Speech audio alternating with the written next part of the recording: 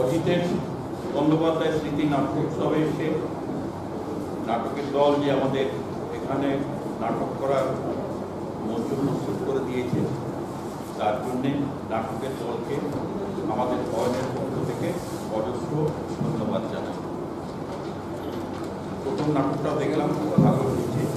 আমরা কি করছি সেটা দর্শক বলবে।